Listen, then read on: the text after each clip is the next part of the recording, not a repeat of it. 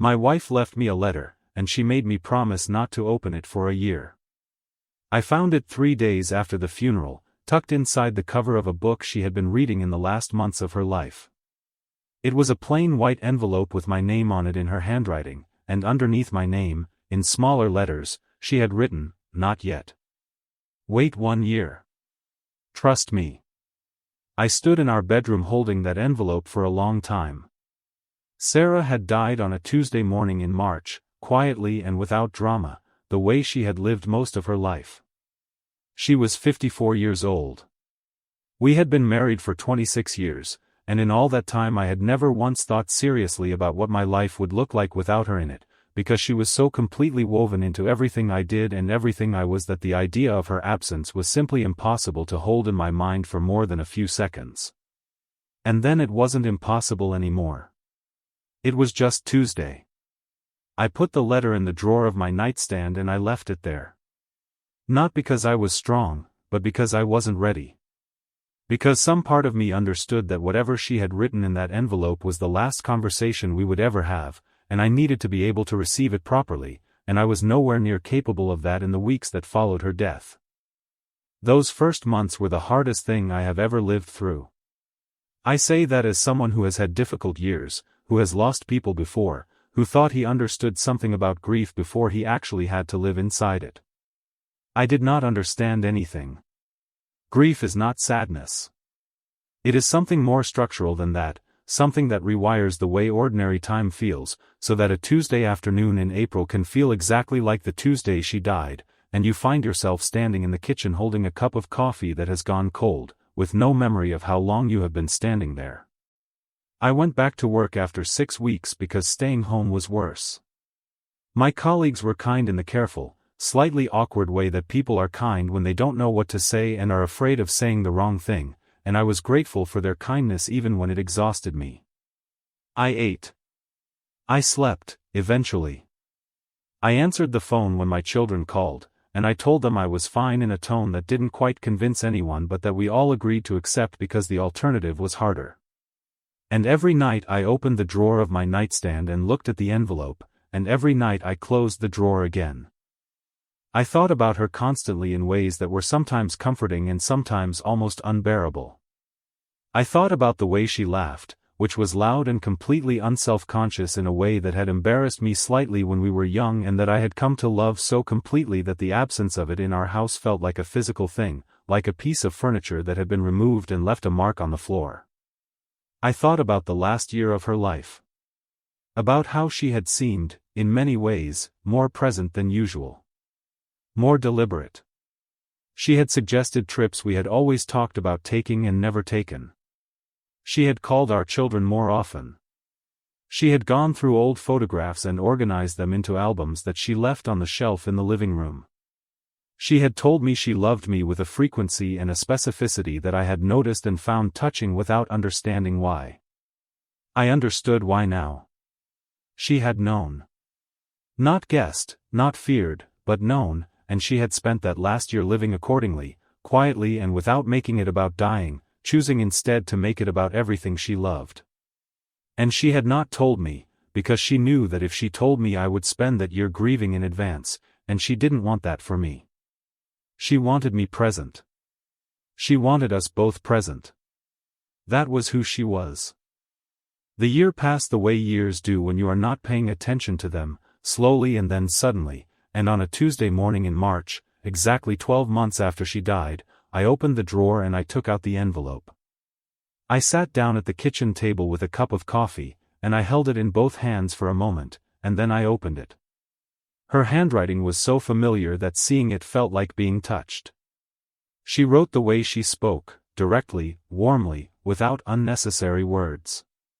The letter was 4 pages long, written on the pale yellow notepad she kept on her side of the bed, and I could picture her sitting there in the evenings after I had fallen asleep, writing this to me in the quiet of our bedroom while I lay beside her completely unaware. She started by telling me she was sorry for keeping the secret.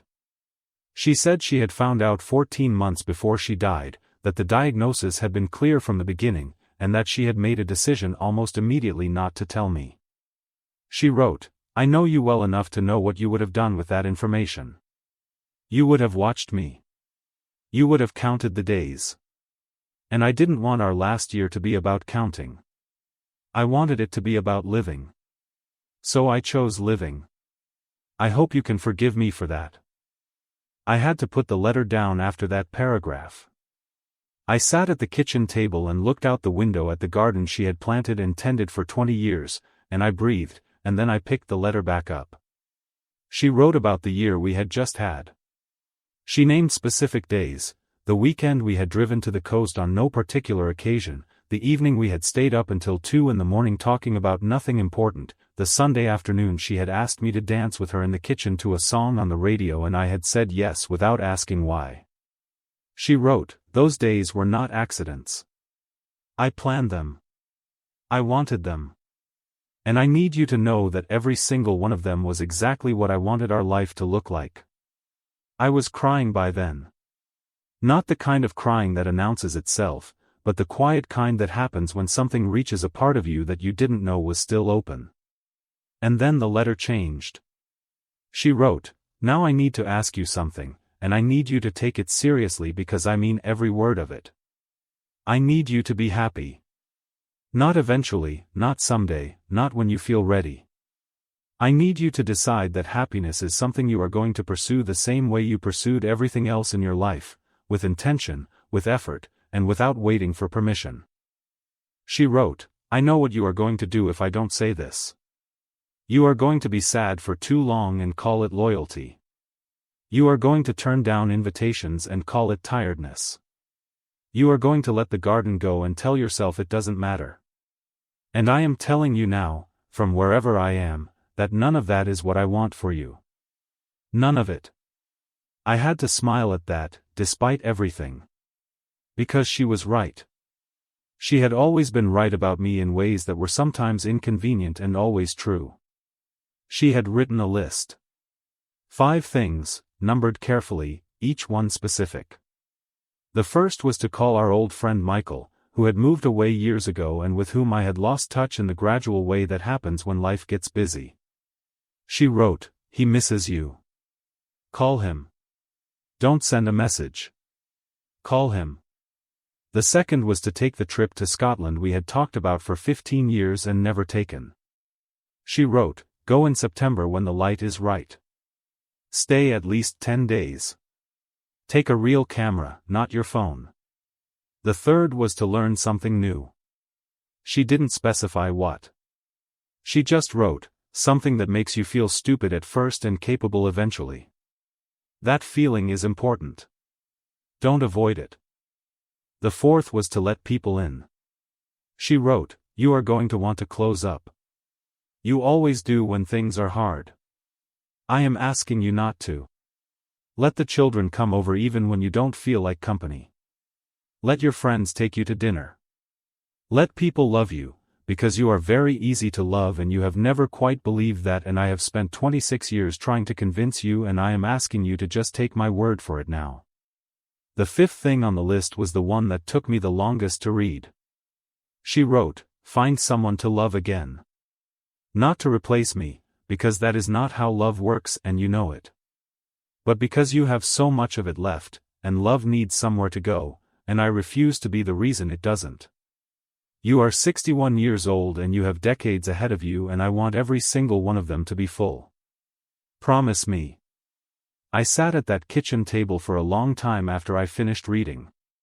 The coffee had gone cold. The garden outside was just beginning to show the first signs of spring, the small green things she had planted coming back the way they always did, reliable and indifferent to everything that had changed since last year. I read the letter twice more. And then I folded it carefully and put it back in the envelope and held it in both hands for a moment, the way I had held her hand in the hospital at the end, just wanting the contact to last a little longer. Then I picked up my phone and I called Michael. He answered on the third ring, and when I said his name he was quiet for just a second and then he said, I was wondering when you were going to call. I said, she told me to. He laughed, and it was the kind of laugh that comes with tears behind it, and he said, of course she did. That sounds exactly like her. I said, yeah. It does. And then we talked for 2 hours, the way we used to, about everything and nothing, and outside the window the garden kept growing in the quiet persistent way that things grow when they have been well loved and well tended, and somewhere in the middle of that conversation I felt something shift, not dramatically, not all at once, but enough. Just enough to know that she had been right, the way she was always right, and that whatever came next, I was not going to face it by standing still.